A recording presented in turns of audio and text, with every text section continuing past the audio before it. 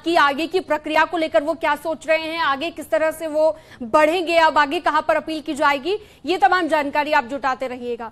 Ansari brothers की हम बात कर रहे हैं।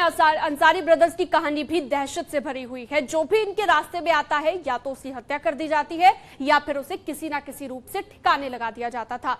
बीजेपी विधायक कृष्णानंद राय के साथ भी यही हश्र हुआ था। एक चुनाव में मिली हार का बदला लेने के लिए सरेआम कृष्णानंद राय को मौत के घाट उतार दिया गया था।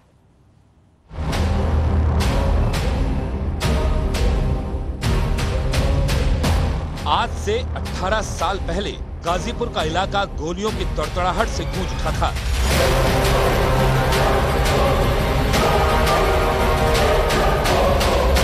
और इसी वारदात के बाद से मुख्तार गैंग का शार्प शूटर मुन्ना बजरंगी का खौफ पूरे इलाके में फैल गया।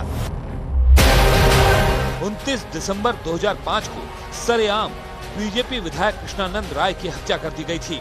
कृष्णानंद राय की गाड़ी पर AK-47 राइफल से फायरिंग हुई थी। उनकी गाड़ी पर करीब 500 गोलियां दागी गई थी, जिनमें से कृष्णानंद राय को 67 गोलियां लगी। फायरिंग में कृष्णानंद राय समेत 7 लोगों की मौत हो गई थी। बताया ये भी गया कि कृष्णानंद राय की हत्या करने वाले यही नहीं रुके, उन्होंने कृष्णानंद राय की चोटी भी काट ली थी। दावा किया गया कि इस कटी हुई चोटी को बाद में मुख्तार अंसारी को दिखाया गया था। इस हत्याकांड की जांच के बाद पुलिस को एक ऑडियो भी मिला। दावा किया गया कि यह ऑडियो उस वक्त का था जब कृष्णानंद राय की हत्या की जा रही थी। गाजीपुर जेल में बंद मुख्तार अंसारी को फोन किया गया था और इसी दौरान मुख्तार अंसारी ने अभय सिंह से कहा था कि मुन्ना बजरंगी और कृष्णानंद राय के बीच गोली चल रही थी और कुछ देर बाद मुख्तार अंसारी ने कहा कि चोटी काट ली। साल 2002 में गाजीपुर की मोहम्मदाबाद विधानसभा सीट से कृष्णानंद राय ने अफजाल अंसारी को चुनाव में हरा दिया था। इससे पहले ये सीट अंसारी परिवार के लिए अभेद्य मानी जाती थी और यही वजह है कि चुनाव में मिली हार का बदला लेने के लिए इतनी बड़ी और खौफनाक साजिश रच दी गई, जिसके बाद इस मामले में 2007 में गैंगस्टर एक्ट के तहत मुख्तार अंसारी और अफजाल अंसारी के खिलाफ केस दर्ज किया गया।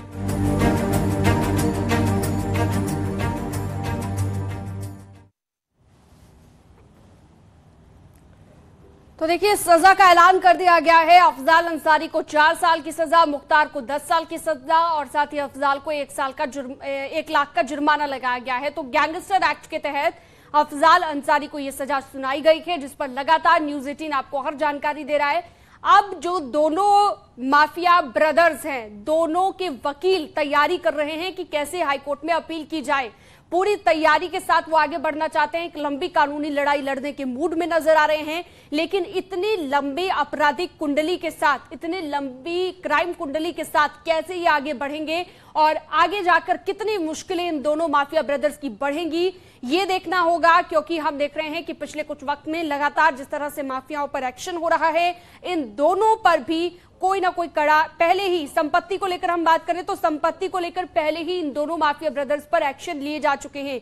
इनके परिवार वालों पर शिकंजा कसा जा चुका है। परिवार वाले और जो करीबी हैं, जहां जहां पर भी कनेक्शन पाए गए, जिस भी तरह से अपराध में लिप्त पाया गया लोगों को, उन सभी के यहां पर छापेमारी कर लगातार कार्रवाई की जा रही है। और बात अगर सदस्यता की करें तो संसद की सदस्यता को लेकर भी अब सवाल उठ रहे हैं, क्योंकि 2 साल से ज्यादा की सजा अगर होती है तो ऐसे में अपनी सदस्यता खोनी पड़ती है किसी भी संसद के सदस्य को। और यहां पर तो 4 साल की सजा और दूसरी तरफ मुख्तार अंसारी को 10 साल की सजा। तो ऐसे में जो संसद की सदस्यता है वो जाना पूरी तरह से तय है। अफजाल अंसारी की सदस्यता और अब तक किस किस की सांसदी गई है वो हम आपको दिखा रहे हैं आपकी टीवी स्क्रीन पर। लगातार ग्राफिक्स के जरिए हर जानकारी आपको दे रहे हैं। विधायकी किस किस की गई है, कौन कौन विधायक ऐसे रहे जिन्होंने अपनी विधानसभा की सदस्यता को खो दिया। बीजेपी के अशोक चंदेल, खब्बू तिवारी और समाजवादी पार्टी के आजम खान। कुछ दिन पहले ही हमने देखा था कि जब उन्हें सजा सुनाई गई तो उसके बाद संसद की सदस्यता उनकी खत्म हो गई, रद्द हो गई। समाजवादी पार्टी से अब्दुल्ला आजम, जो कि आजम खान के ही बेटे हैं, उनकी भी सदस्यता चली गई विधानसभा की। पीयूष राय, जो कि कृष्णानंद राय के बेटे हैं, उनका क्या कहना रहा इस सजा के ऐलान के बाद, क्या प्रतिक्रिया रही, सुनिए। जब मेरे पिताजी की हत्या हुई तो उस समय उनकी जो शिखा काटी गई थी उस समय के जो भी मौके पे अपराधी मौजूद थे जिन्होंने इस हत्याकांड को अंजाम दिया था, आज उस शिखा का मर्यादा को न्यायपालिका ने बचाने का काम किया। और मेरा मानना है कि जो शिखा उस समय काटी गई वो एक कृष्णानंद राय की शिखा नहीं थी, वो एक समाज की और एक समाज के प्रतीक के और एक संस्कार की शिखा थी जिसको इन कट्टरवादियों ने काटा था। और आज मेरा मानना है कि मुझ जैसा युवा जैसे हम भी हैं और बाकी युवाओं ने जो शिखा आज रखी है उसकी मर्यादा बढ़ाने का कार्य न्यायपालिका ने किया है। मैं न्यायपालिका का आपके माध्यम से बहुत ही आभार व्यक्त करूँगा और मैं आभार व्यक्त करूँगा पूजनीय महाराज योगी आदित्यनाथ जी का कि जब उनसे मैं मिला था जब भी ये प्रक्रिया चल रही थी तो उन्होंने मुझे आशीर्वाद देते हुए कहा था कि तुम निडरता से इनके खिलाफ लड़ो और हर तरीके से हम तुम्हारे साथ हैं। और न्यायपालिका में ज़रूर एक दिन देर हो सकती है लेकिन सत्य की हमेशा जीत होती है। तो सुना आपने पीयूष राय को, किस तरह से उनके पिता की हत्या कर दी गई थी और अब जो है सजा का ऐलान जब हो गया है अफजाल अंसारी और मुख्तार अंसारी को, तो उसके बाद स्वागत इस फैसले का हर किसी की ओर से किया जा रहा है। हालांकि कुछ लोग ऐसे हैं, कुछ पार्टियां ऐसी हैं जो अब भी ये कह रही हैं कि अभी आगे उनके पास ऑप्शन है, हाईकोर्ट का ऑप्शन है, सुप्रीम कोर्ट का ऑप्शन है, तो ऐसे में आगे वो इस प्रक्रिया, कानूनी प्रक्रिया के तहत बढ़ेंगे। लेकिन गैंगस्टर एक्ट के तहत जो दोनों माफिया ब्रदर्स को सजा सुनाई गई है उसके बाद अब मुश्किलें और ज्यादा बढ़ गई हैं दोनों माफिया ब्रदर्स की। लगातार हम देख रहे हैं कि उत्तर प्रदेश में माफियाओं पर जिस तरह से एक्शन लिया जा रहा है, जीरो टॉलरेंस की नीति पर सरकार काम कर रही है।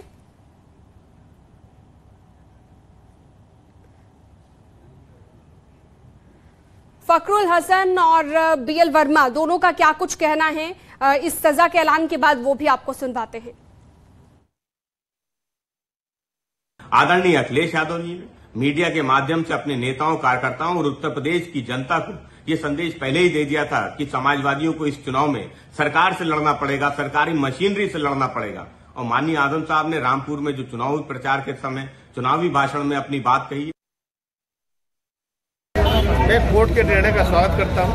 अब उत्तर प्रदेश में कानून का राज है और जिस तरह से गुंडे माफियाओं के लिए ठीक किया जा रहा है, मैं कोर्ट के निर्णय की सराहना करता हूं और इसी प्रकार के निर्णय आते रहेंगे, गुंडे माफिया ठीक होते रहेंगे, उत्तर प्रदेश की जनता चैन की सांस लेती है। कोई भी अब गुंडा नहीं रहा यूपी में, वही कह रहा हूँ, बिल्कुल गुंडे माफियाओं का अंत है, जनता चैन की सांस लेगी। मैं कोर्ट के निर्णय का बार बार स्वागत।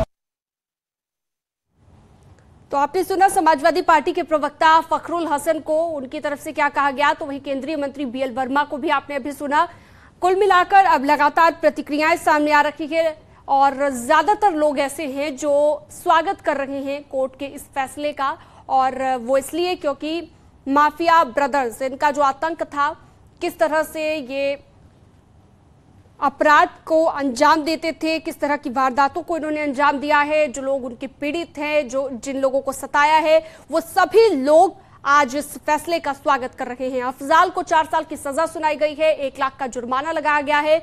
बात अगर मुख्तार अंसारी की करें तो 10 साल की सजा मुख्तार अंसारी को सुनाई गई है। 10 साल की सजा का ऐलान कोर्ट की ओर से किया गया है।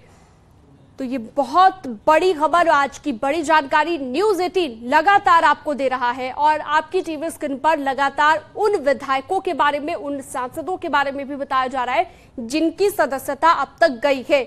और जो मुख्तार और अफजाल दोनों के जो वकील हैं वो अब तैयारी कर रहे हैं कि आगे किस तरीके से हाईकोर्ट में अपील की जाए, आगे की प्रक्रिया की तैयारी चल रही है।